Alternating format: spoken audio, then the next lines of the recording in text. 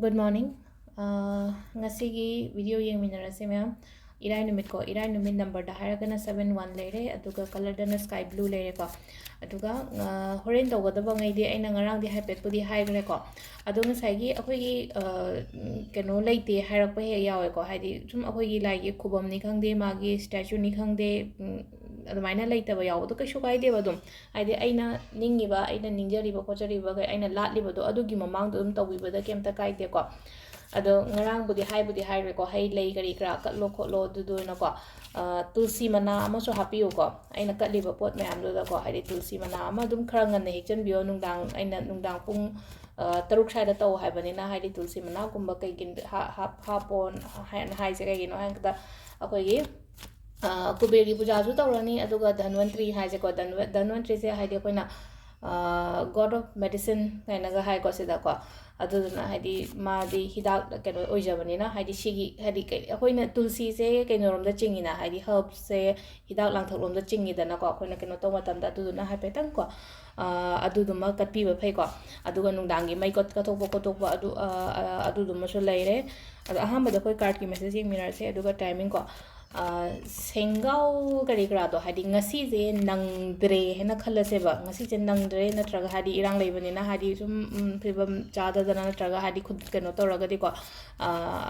keno akhoi gi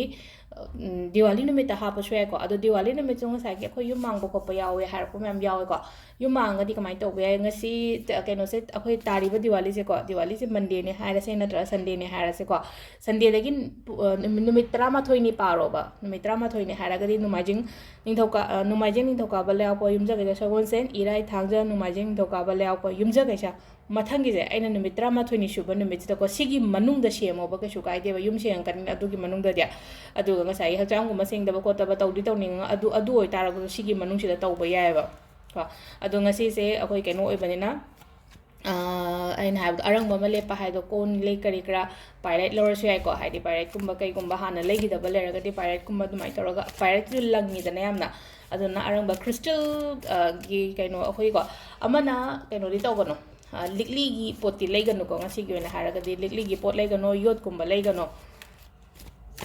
atai pot lebida di kai ba kem ta legte ko even electronics item phau ba yai ngasi se pot leba khot pada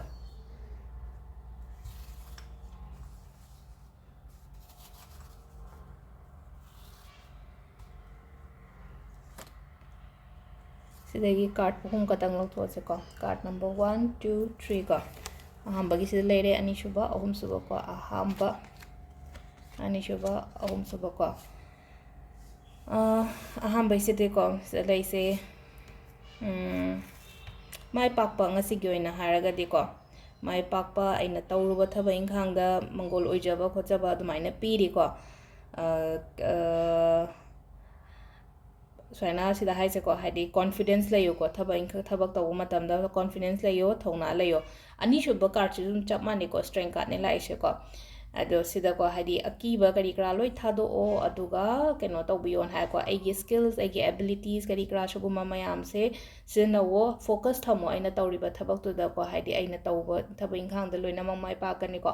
अहुम सुबसिना अमु कैनो ngasi gi oin हाइदी खितंग spirituality द रोम दा चंगपा लाइटिन खोइरंबा निंगबा खोटपा माइ तरो को ज्ञान ताद्रगा सो मिंगोन देगा गाइडेंस का लौरगा को हाइदी मेंटर गुम्बना ga गाइड तरो को हाइदी सोमदा अदुमाइना ओइना ओइ को मेंटर ना गाइड तरो को हाइदी खंगबा मी यमना हाइदी अइंगोंदा ताकपीबा तंबीरपा अदुंबा मयाम दो हाइदी को ngasi लाइक खोइरंबगी मरमदा नत्रगा कैनो स्पिरिचुअलिटी gi मरम करी क्रा सुगुम्बा सिदा को अदो सिदाना लेरे खोइ कार्ड मेसेज से टाइमिंग सिने की पुंग nga ga minute kun tere tena mapan ga minute kun nga phong lere ko adagi taraga minute ya kaino yankhai nipan daina baro ga min kumathoi phong lere adagi amu nungdangi na pung taruk tagi na kan like khoram bai di pung taruk tai na pung tarik ga minute fu sai mong do khoram adu ga timing aphabu di pung taruk tagi na pung mapan ga minute kumathoi phau le ko adu ga sai gi haidi best timing se dup kat pagi ko adu da ai nga sai haidi tare makhai phau mong to biro adu ga nungdang atheng mai na pung tara ga minute yankhai nipan dagi na nongalam dagi ahum ga minute yankhai phau ma le ko sisina akhoi gi ngasi gi oina faba timing ko adu makha ta ba mu ko ning minarase thank you